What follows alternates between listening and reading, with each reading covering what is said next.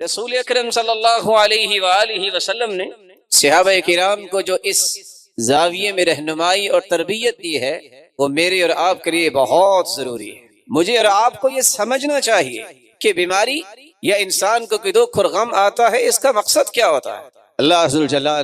اپنے بندوں سے اس قدر محبت کرتے ہیں کہ جو اللہ عز وجل کے دین کو ماننے والے ہیں، اللہ عز وجل انہیں تنبیہ کرتے ہیں کہ ابھی ضرورت ہے کہ تم اپنے رب کی نعمتوں کا اور شکر ادا کرو، ضرورت ہے کہ تم اللہ عز وجل کے دین کی سربلندی کے لیے اور صلاحیتیں لگاؤ۔ اس لیے اللہ عز وجل فرماتے ہیں وَلَنَبْلُوَنَّكُمْ بِشَيْءٍ مِّنَ الْخَوْفِ وَالْجُوعِ وَنَقْصٍ مِّنَ الْأَمْوَالِ وَالْأَنفُسِ وَالثَّمَرَاتِ وَبَشِّرِ الصَّابِرِينَ۔ ہم تمہیں آزمائیں گے، کبھی خوف دے کر، کبھی بھوک دے کر، کبھی تمہارے مال و دولت میں کمی کر کے، کبھی تمہاری افرادی قوت میں کمی کر کے، کبھی پھلوں میں کمی کر کے،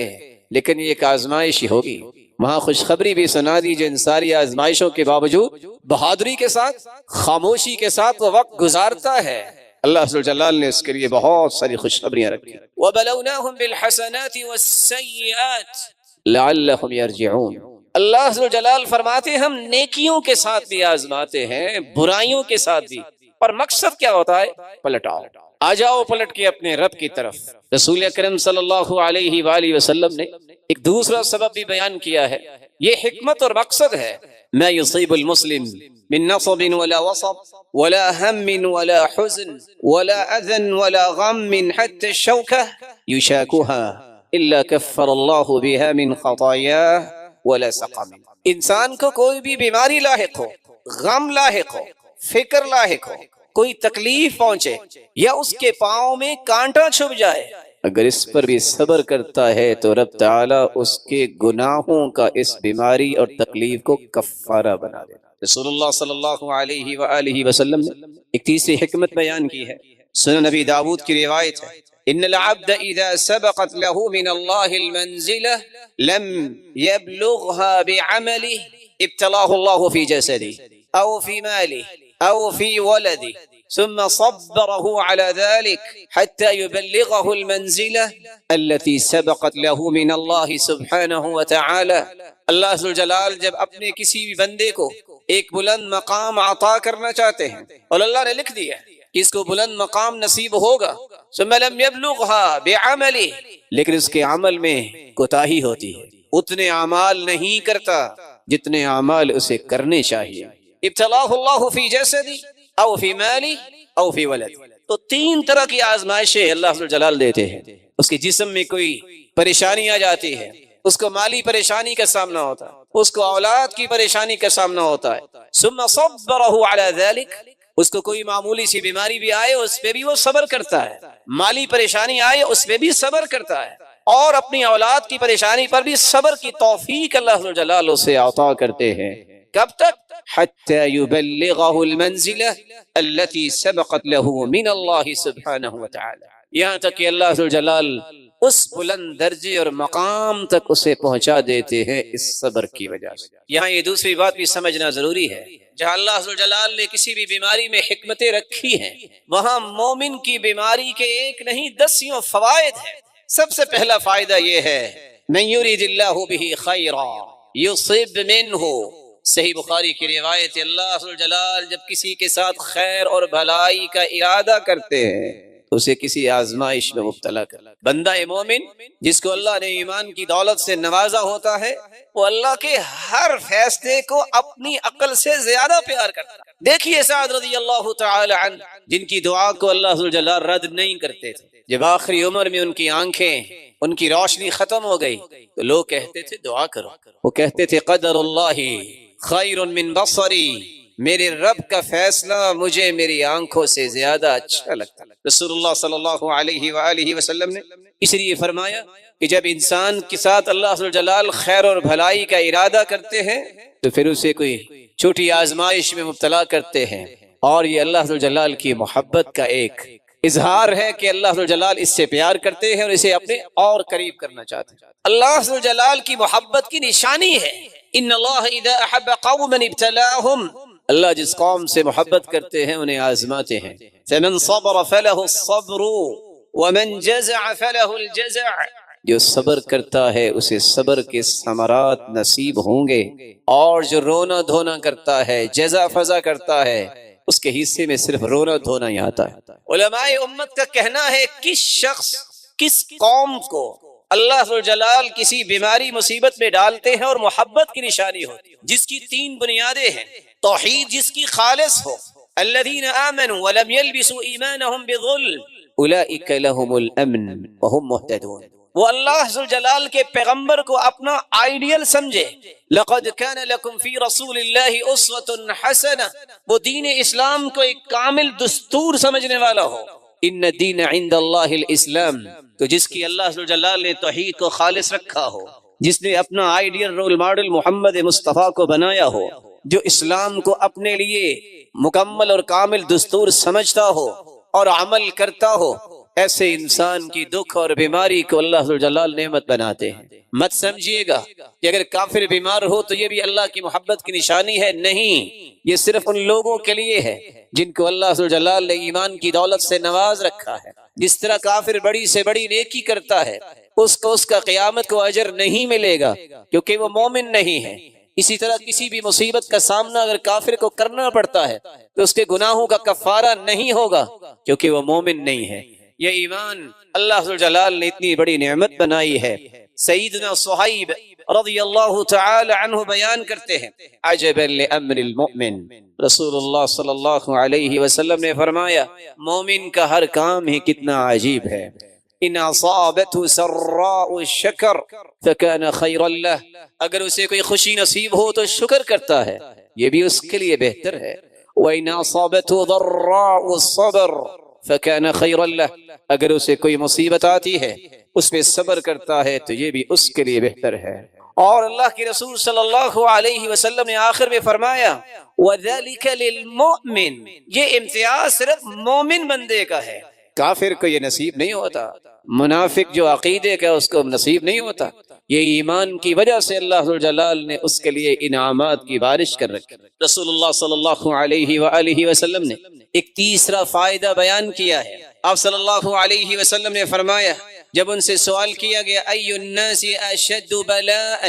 سب سے زیادہ آزمائشوں کا سامنا کن کو کرنا پڑتا ہے؟ قال الانبیاء ثم الامثل فالامثل،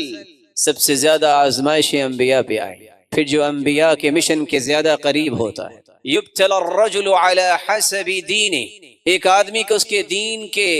اعتبار سے ہی آزمایا جاتا ہے۔ ان کان صلب الدین اشتد بلاؤہ، دین میں جتنا مضبوط ہوگا اتنی زیادہ آزمائشوں کا سامنا ہوگا۔ وَإِن كَانَ فِي دِينِهِ رِقَّةٌ، اگر اس کے دین میں کمزوری ہے، ابتلی علی حسب دینہ، تو اس کی آزمائش بھی اتنی تھوڑی ہوگی۔ فَمَا تَبْرَحُ الْبَلَاءُ عَلَى الصَّبْرِ حَتَّى تَدَعَ يَمْشِي عَلَى الْأَرْضِ لَيْسَ عَلَيْهِ خَطِيئَةٌ، جب کسی انسان کو کوئی مصیبت اور بیماری آتی ہے اور وہ صبر کرتا رہتا ہے، پہلا قدم زمین پہ رکھتا ہے، چلنا شروع کرتا ہے، سر سے پاؤں تک کوئی بھی گناہ باقی نہیں بچتا، لیس علیہ خطیئہ، سب گناہ اس کے معاف ہو چکے۔ رسول اللہ صلی اللہ علیہ وسلم نے ایک دوسری روایت میں فرمایا، صحیح الجامع کی روایت ہے، ان الصالحین یشدد علیہم، صالح لوگ ان پہ سختیاں تو آتی ہیں، وَإِنَّهُ لَا يُصِيبُ مُؤْمِنًا نَكْبَةً مِّن شَوْكَةٍ فَمَا فَوْقَ ذَلِكَ إِلَّا حُطَّتْ عَنْهُ بِهَا خَطِيئَتُهُ وَرُفِعَ لَهُ بِهَا دَرَجَةٌ، جب بھی کسی صالح، کسی مومن انسان کو کوئی پریشانی لاحق ہوتی ہے، کانٹا چبھے یا اس سے بھی چھوٹی تکلیف ہو،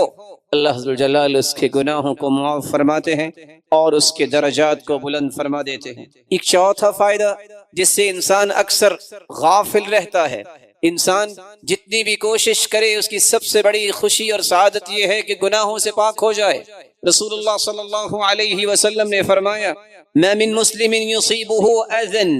من مرض فما سواه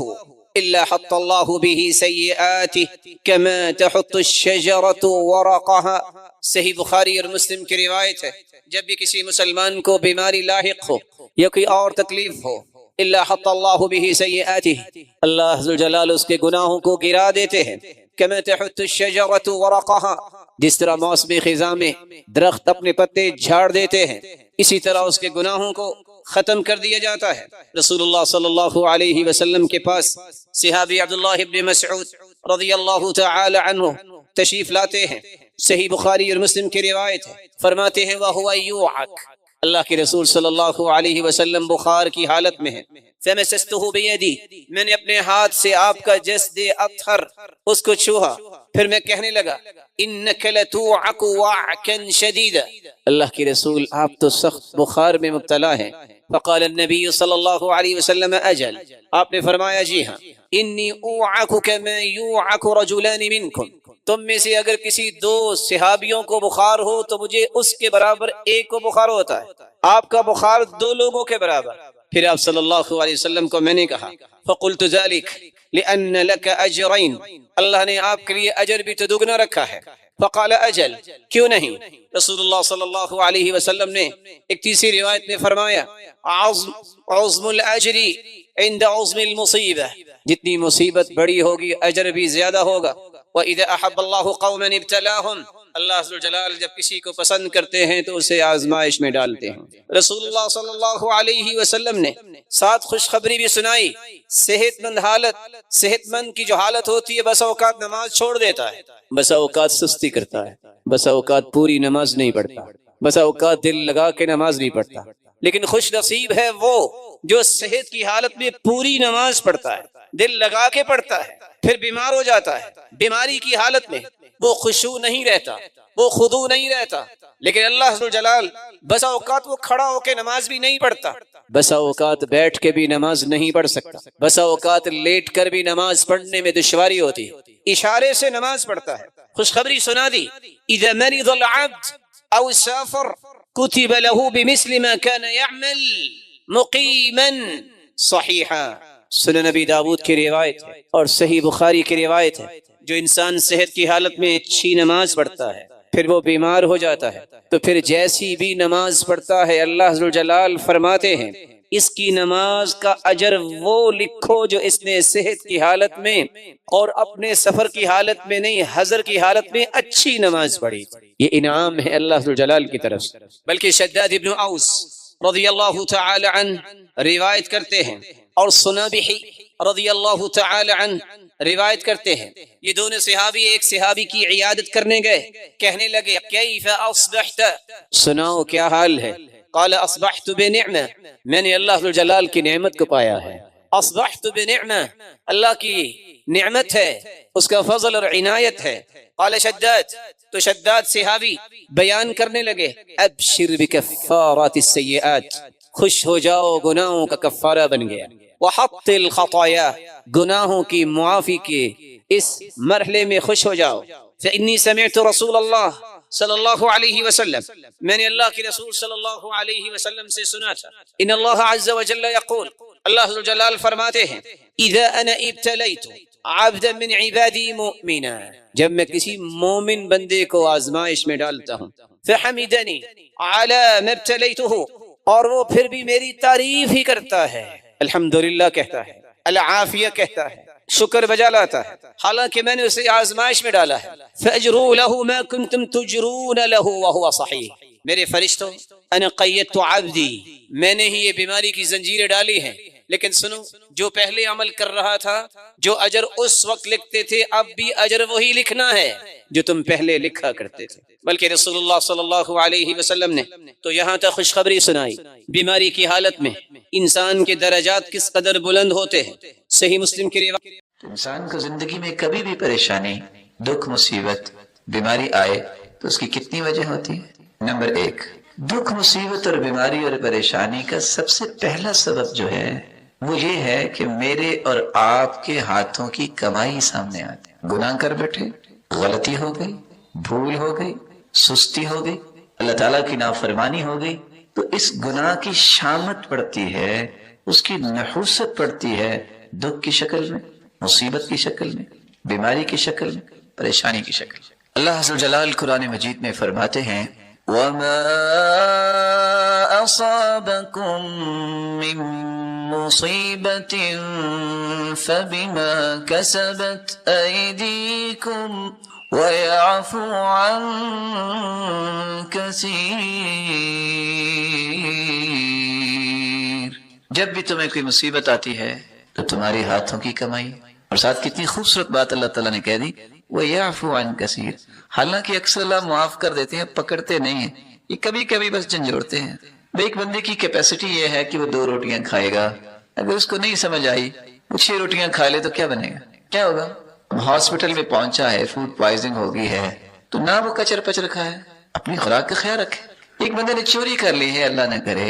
اس پہ پابندی لگ گئی ہے کہ فیصل ٹاؤن نہیں آنا، فیصل ٹاؤن والوں کا تو کوئی گناہ نہیں، یہ چوری نہ کرتا نہ پابندی لگتی۔ کوئی بھی پریشانی، مصیبت، دکھ انسان کو وارد ہوتا ہے تو اس کا پہلا سبب کیا ہے؟ ہاتھوں کی کمائی۔ مصیبت، دکھ، پریشانی اور بیماری کا دوسرا سبب یہ ہے، ایک بندہ ہے تو نیک لیکن مصیبت میں آ گیا۔ سبب کیا ہے؟ اصل میں اللہ مالک الملک اس کے گناہ معاف کرنا چاہتے ہیں۔ ہو سکتا ہے کثرت اشغال کی وجہ سے اسے توبہ کا موقع نہیں مل رہا، ساتھ ساتھ کمی کوتاہی بھی ہو رہی ہے، نیکیاں بھی کر رہا ہے، اور انسان سے تو ہر وقت ہی کمی کوتاہی ہوتی ہے۔ ارشاد ربانی ہے، ما اصاب من مصیبت الا باذن اللہ ومن یؤمن باللہ یہد قلبہ واللہ بکل شیء علیم۔ جو بھی مصیبت آتی ہے وہ اللہ کے حکم سے آتی ہے۔ کس کے حکم سے؟ اللہ کے حکم۔ اور اللہ کا حکم کیوں ہوتا ہے؟ صحیح بخاری، صحیح مسلم کی روایت ہے، ما یصیب المسلم من نصب ولا وصب ولا هم ولا حزن ولا غم حتى الشوكة يشاكها الا كفر الله بها من خطاياه۔ انسان کو کوئی دکھ آئے، کوئی غم آئے، کوئی بیماری آئے، کوئی فکر لاحق ہو، یا تھکاوٹ ہی ہو جائے، یا اس کے پاؤں میں کانٹا چھپ جائے، مالک الملک ان سب چیزوں کے بدلے اس کے گناہوں کو معاف کر دیتے۔ تیسرا سبب جس سے دکھ، پریشانی اور مصیبت اور بیماری آتی ہے، ارشاد ربانی ہے، یہ درجات کی بلندی کے لیے کوئی مصیبت آتی ہے، ما اصاب من مصیبت فی الارض ولا فی انفسکم الا فی کتاب من قبل ان نبرأها ان ذلك على اللہ یسیر۔ آسمانوں اور زمینوں میں جو مصیبت ظاہر ہوتی ہے وہ اصل میں اللہ نے لوح محفوظ میں لکھی ہوئی ہے۔ اللہ نے لکھ دی ہے کہ یہ مصیبت آئے گی۔ لکھا کیوں ہے؟ رسول اکرم صلی اللہ علیہ وسلم نے وضاحت فرمائی ہے، ایک انسان کا اللہ نے مقام اور منزل طے کر دی ہوتی ہے، انسان کا عمل اسے وہاں تک پہنچانے کے قابل نہیں ہوتا، اللہ اسے معمولی مصیبتیں دیتے رہتے ہیں جو اسے پسند تو نہیں آتی۔ کیوں دیتے ہیں؟ تاکہ اس کا بندہ جنت کے اس درجے پر پہنچ جائے۔ یہ سلسلہ صحیحہ کی روایت ہے 1599۔ کی زبان سے نکلے کلمات جو ہیں اللہ اس کی قدر کرتے ہیں، اور نکلے ہوئے کلمات پہ سزائیں بھی ملتی ہیں۔ رسول اکرم صلی اللہ علیہ وآلہ وسلم نے صحابہ کرام کو یہ بات سکھائی تھی۔ ایک صحابی کے استفسار پہ آپ نے کہا کہ درود زیادہ پڑھا کرو، حدیث لمبی ہے۔ صحابی نے یہ گزارش کی اگر میں درود ہی پڑھتا رہوں، مجھے مانگنے کا کچھ وقت ہی نہ ملے تو پھر؟ فرمایا اذا تطفى همك ويغفر لك ذنبك، میرے صحابی اگر تم کثرت سے درود پڑھتے رہو گے تو یاد رکھنا زندگی کے سارے غم دور ہو جائیں گے اور اللہ عز و جلال تمہارے سارے گناہوں کو بھی معاف کروا دے۔ زبان سے کلمہ بولا ہے۔ رسول اللہ صلی اللہ علیہ وآلہ وسلم نے فرمایا، ایک چھوٹا سا کلمہ ہے، استغفر اللہ الذی لا الہ الا هو الحی القیوم واتوب الیہ رب اغفر وارحم وتوب علی انک انت التواب الرحیم اللہم اغفر لی ذنبی۔ ان الفاظ میں سے جو الفاظ بھی آپ کو آسان لگے اگر آپ اپنی زبان پہ لے آئیں اور اگر سید الاستغفار آ جائے تو پھر تو اللہ کی رحمت ہی رحمت ہو جاتی ہے۔ اللهم انت ربي لا اله الا انت خلقتني وانا عبدك وانا على عهدك ووعدك ما استطعت اعوذ بك من شر ما صنعت ابوء لك بنعمتك علي وابوء بذنبي فاغفر لي فانه لا يغفر الذنوب الا انت۔ رسول اکرم صلی اللہ علیہ وسلم کا فرمان سنیے، من لزم الاستغفار جعل الله له من كل هم فرجا ومن كل ضيق مخرجا ورزقه من حيث لا يحتسب۔ جو کثرت سے استغفار کرتا ہے اللہ ذو الجلال اس کی مصیبتوں کو خوشیوں میں تبدیل کر دے، اس کی تنگی کو آسانی میں بدل دیتے ہیں، اور اللہ رب الجلال اسے وہاں سے عطا کرتے ہیں جہاں سے اس نے کبھی گمان ہی نہیں۔ اور اگر سید الاستغفار صبح کو پڑھ لے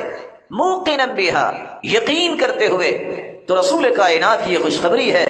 اگر وہ مغرب سے پہلے فوت ہو جاتا ہے دخل الجنہ، یہ شخص جنت میں جائے، اور اگر مغرب کے وقت شام کو پڑھ لیتا ہے فمات قبل ان یصبح، صبح سے پہلے فوت ہو جاتا ہے، تو یہ شخص جنتی ہے۔ جس شخص کا عقیدہ درست ہے، فرائض کی پابندی کرتا ہے، اس کلمے کو تو اس نے اختیار کر لیا، لیکن اللہ جلال نے 24 گھنٹے کی خوشخبری اپنے پیغمبر کی زبان اطہر سے زبان سے نکلے کلمات کی وجہ سے زندگی میں روشنی آتی ہے یا تاریکی آتی ہے۔ اچھے کلمات انسان بولتا ہے، زندگی پر رونق بن جاتی ہے۔ اللہم انی عبدک وابن عبدک وابن امتک ناصیتی بیدک ماض فی حکمک عدل فی قضاؤک اسألک بکل اسم هو لک سمیت به نفسک او انزلته فی کتابک او علمته احدا من خلقك او استأثرت به في علم الغيب عندك ان تجعل القرآن العظيم ربيع قلبي ونور صدري وجلاء حزني وذهاب همي۔ سید المرسلین کا فرمان ہے، جو جتنے الفاظ زبان پہ لے آئے، زندگی کا کوئی بھی غم ہو، اللہ ذوالجلال اس غم کی جگہ پہ خوشی کو لے آتے، الا ابدلہ اللہ مکانہ فرحا، اللہ اس غم کو دور کر کے اتنی خوشی عطا کر دیتے ہیں۔ صحابی نے فٹ سوال کیا، اللہ کے رسول اس کا مطلب ہے یہ تو ہمیں سیکھنا چاہیے؟ فرمایا ينبغي لمن سمعها ان يتعلمها، ہاں جس نے کبھی یہ بات سن لی وہ اس کو ضرور سیکھے اور یاد کرے تاکہ غموں کو اپنی زندگیوں سے دور کر سکے۔ رسول اللہ صلی اللہ علیہ وسلم نے فرمایا من اصابہ غم او ہم او شقم او شدہ، کسی کی زندگی غموں میں، فکروں میں یا کسی سختی میں چلی گئی، بیماریوں میں گر گئی، طاقت کتنی ہے زبان سے نکلنے والے الفاظ کی، جب وہ اللہ کی رضا کے لیے کہے جائیں اور اتنا کہہ دے اللہ ربی لا شریک لہ، اتنے الفاظ وہ کہہ دے، اللہ اس کا غم، فکر، بیماری اور وہ سختی اس سے ختم کر۔ اللہم اکفنی بحلالک عن حرامک واغننی بفضلک عمن سواک۔ سیدنا علی رضی اللہ تعالی عنہ بیان کرتے ہیں، ایک شخص قرض سے بہت پریشان، تو آپ صلی اللہ علیہ وسلم نے فرمایا لو كان عليك مثل جبل صبير دينا